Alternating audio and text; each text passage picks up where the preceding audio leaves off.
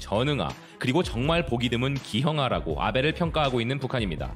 저열하고 무지한 페류나이며 한반도를 중심으로 전개되는 국제정치 마당에 끼지도 못하고 주위를 맴도는 가련한 강아지라고도 했는데요. 북한은 이에 더해 아베가 최근 북한의 초대형 방사포 시험 사격을 비난한 것을 거론하며 영원히 평양 문턱을 넘어설 꿈조차 꾸지 말아야 하며 조건부 없는 회담이니 뭐니 하며 조심스레 평양문을 두드려보는 아베의 몰골을 보면 웃지 않을 수 없다라고 비난했습니다. 그리고 북한은 일본이 지금처럼 설레발치다가는 더 큰 재앙과 파멸에 직면하게 된다는 것을 똑똑히 알아야 한다라는 경고를 덧붙였습니다. 북한이 아베를 바보라고 불렀다는 이 내용을 서구권의 유력 언론들도 다루면서 헤드라인으로 아베 바보를 강조함으로 인해서 아베는 국제적으로 망신을 당하고 있는 상황이기도 합니다. 일본은 실제로 북한과의 전쟁을 감안한 이야기들을 계속해왔는데요. 만약 북한과 일본이 전쟁을 하게 된다면 일본은 진정한 아군이 주변에 없는 사면초가가 되는 것을 두려워하고 있다는 소식입니다. 뉴스위크 재팬의 보도인데요. 북일 전쟁이라면 한국은 북한의 아군, 일본은 어느새 사면초가라는 헤드라인으로 기사를 보도했습니다. 11월 6일에 한국통일연구소에서 열리는 평화포럼에서 한국 국민들의 감정을 탐구하기 위한 여론조사를 하였는데 여기서 나온 결과가 일본의 입장에서는 충격적이었던 것 같은데요. 이 여론조사를 기반으로 기사를 보도했습니다. 2018년부터 2019년 10월 사이에 1000명이 참여한 이 여론조사에서 만약 북일 전쟁이 일어난다는 극단적 가정을 한 질문을 했는데 한국 국민 중 응답자의 45.5%가 북한을 지원하고 싶다고 했다는 것입니다.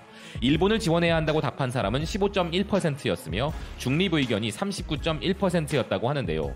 이 결과는 지지 정당에 따른 차이는 거의 없었으며 지난 70년간 한국과 북한은 적대 관계에 있었지만 두 나라는 그보다 이전 약 35년간 일본의 통치하에 놓여 있던 역사를 공유하고 있는 부분을 그 이유로 설명하고 있습니다.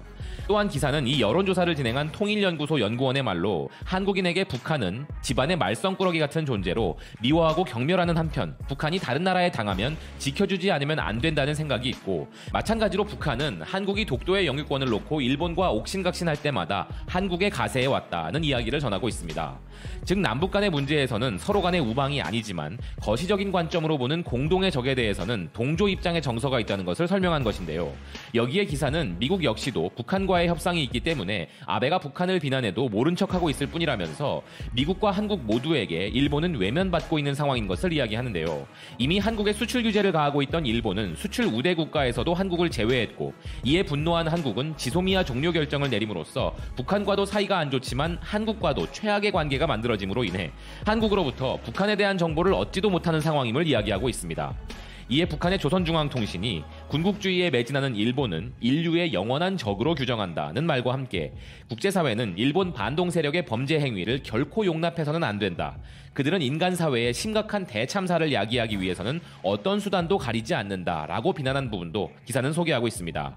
분명 북한은 우리에게도 아군이 아니며 한민족이라는 명분은 있으나 아직까지는 적대적인 관계이고 한반도 평화를 위한 관계 개선이 시급한 대상일 뿐이지만 이럴 때 보면 한국은 마음은 굴뚝 같아도 국제 외교에서 절대 내뱉을 수 없는 시원한 말들을 일본에게 대신해주는 것 같아서 속이 시원한 경우는 있는 것 같습니다. 정말 보기 드문 기형아라고 북한에게 호칭되고 있는 아베 총리는 한국에게 가하고 있는 상황을 철회하고 사면초가만이라도 벗어나야 한반도 정세에서 주변만 맴도는 강아지 상태는 면하지 않을까 하는 의견입니다.